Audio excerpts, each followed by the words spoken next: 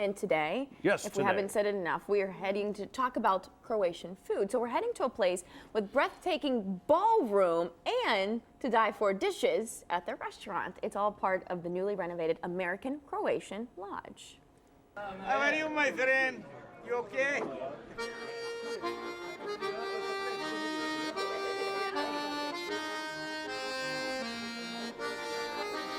We just had a vision to have our own, open to the public, but the American Croatian Lodge.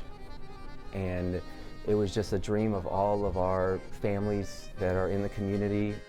And we were able, lucky enough and fortunate enough to be able to give them that opportunity to do that. We're a very blue-collar community with a lot of just confident, get through whatever needs to be gotten through, family-orientated. We stick by each other, and I'm proud to be Croatian. Dubrin Gardens Restaurant, we're open to the public. A lot of our dishes are home-style. Schnitzel, mashed potatoes, broccoli, and then what we also try to do is kind of incorporate a modern flair to it. We also have your traditional steaks, chicken meals. We can do anything when it comes to goulash, cabbage rolls, your Croatian traditional meals, your rajnični, cevapi, those types of things. American Croatian Lodge, we have the ability to, in our main ballroom, accommodate up to 814 guests. In our small hall, we have the ability to accommodate 321 guests.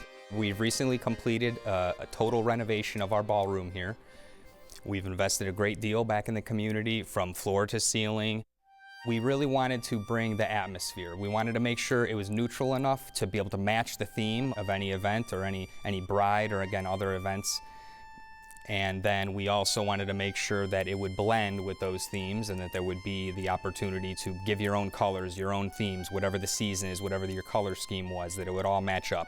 And we really wanted to bring an elegant majesty to the event to really make it pop and make it really something that would be memorable for all of those events.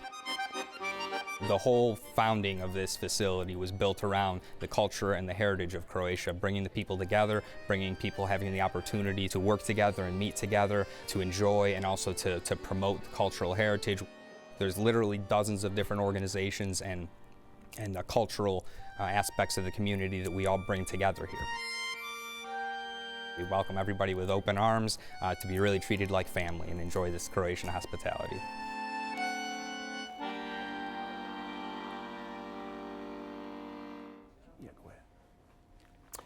The American Croatian Lodge is located on Lakeshore Boulevard in East Lake, but today we're lucky enough to have the chef with us today, and Antonio Lunato. How are you, sir? I'm good. How you doing today? Pretty good. I was caught staring at all this good-looking food out here. You got some things going on. So you're making a traditional dish here. Yes, we're making veal schnitzel today. Schnitzel. So what I'm doing right now is I'm making egg wash. So it's got 4 eggs in it, a couple cups of flour mixed inside of it, some vegeta, which was the seasoning I just put in. Yeah, I wanted to ask you about seasoning. that. It's called what? It's called vegeta. Vegeta. Uh-huh. It's a Croatian seasoning. It has like dried garlic, parsley, carrots, celery, that kind of stuff. And you've got 4 eggs in there, huh? Uh-huh. Yep, 4 eggs in here.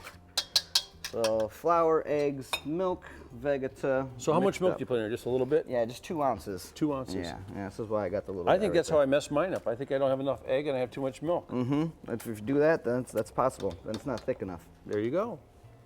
You've solved one problem for me already. How about the breading? What do you use for that? It's very fine breadcrumbs. The finer the better. You don't want them to be too thick because then it takes too long to cook and it can come out soggy. I see a lot of people using panko nowadays because it keeps it crisp. But if you were to use that, you'd end up with like a different dish. Yeah, panko's traditionally, Japanese, so it's good for that kind of food. It's a long way from Croatia. Absolutely, absolutely. So you just push this down real good on both sides, get it breaded, drop it in the fryer about 350. That's great.